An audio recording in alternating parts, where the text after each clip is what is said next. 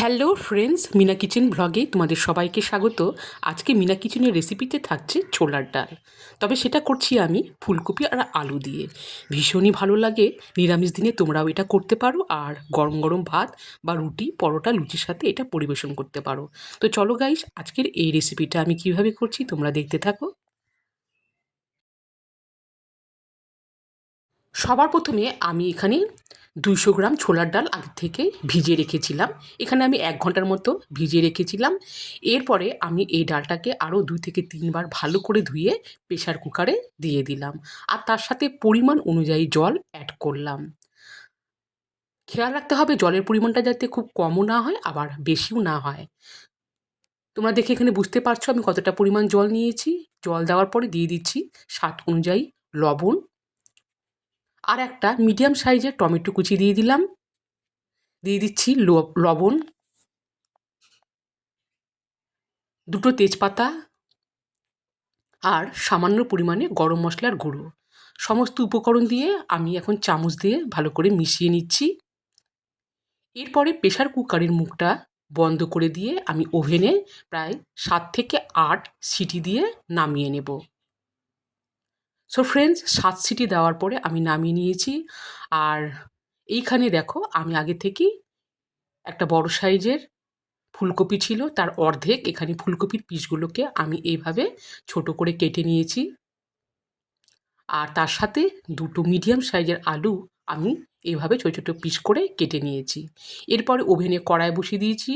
সাদা তেল গরম হয়ে গেলে মিডিয়াম আঁচে রেখে সামান্য পরিমাণে লবণ দিয়ে আমি এই কেটে রাখা আলু আর ফুলকপির পিসগুলোকে ফ্রাই করে নেব।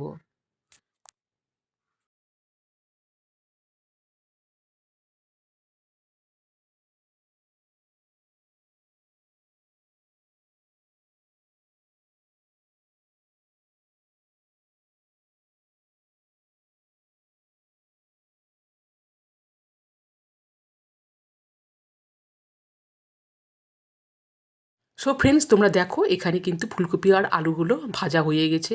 কখনো মিডিয়াম আঁচে রেখে কখনো হাই হিটে রেখে আমি ভাজা করে নিয়েছি। আর এইখানে দেখো ছোলার ডালটাও কিন্তু এইভাবে ঠিক সেদ্ধ করতে হবে। বেশি গলে গেলে ভালো লাগবে না। এই দেখো ছোলার ডালগুলো কিন্তু সেদ্ধ হয়ে গেছে, অথচ কিন্তু একটাও কিন্তু এখানে গলে যায়নি। এবারে আমি সেদ্ধ করা ছোলার ডাল এই ফুলকপি আর আলুর মধ্যে দিয়ে দিলাম। হাই হিটে রেখে এখন আমি নাড়িয়ে নিচ্ছি, আর কিছুক্ষণের জন্য আমি এটাকে ফুটিয়ে নিব। সো ফ্রেন্ডস, আমি এখানে সামান্য পরিমাণে আর একটুখানি গরম জল অ্যাড করলাম। গরম জল অ্যাড করে আমি নাড়িয়ে নিচ্ছি। কিছুক্ষণ ফোটানোর পর আমি এখানে 1.5 চামচ চিনি দিয়ে দিলাম। চিনি দিয়ে আবারও আমি ফুটিয়ে নিচ্ছি।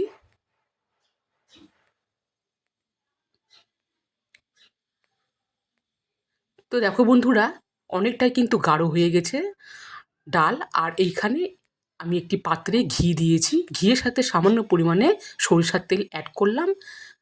তেল গরম হয়ে গেলে এখানে আমি 2 শুকনো লঙ্কা আর সামান্য পরিমাণে গোটা জিরে দিয়ে দিলাম। আর তার সাথে অ্যাড করছি 1 চামচ এখানে কাঁচা লঙ্কা বাটা। এটাকে আমি এখন তেলের মধ্যে ভালো করে ফ্রাই করে নিব।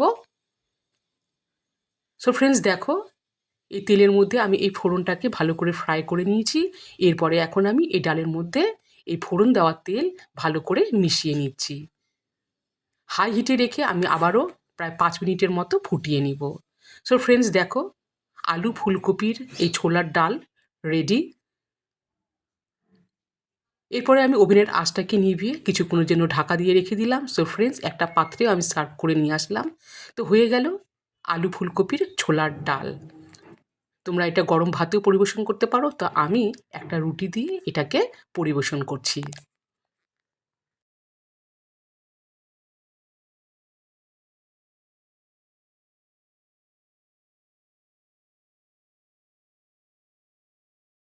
আজকের এই নিরামিষ আলু ছোলার ফুলকপির এই রেসিপিটা কেমন হয়েছে কমেন্ট করে জানাবে।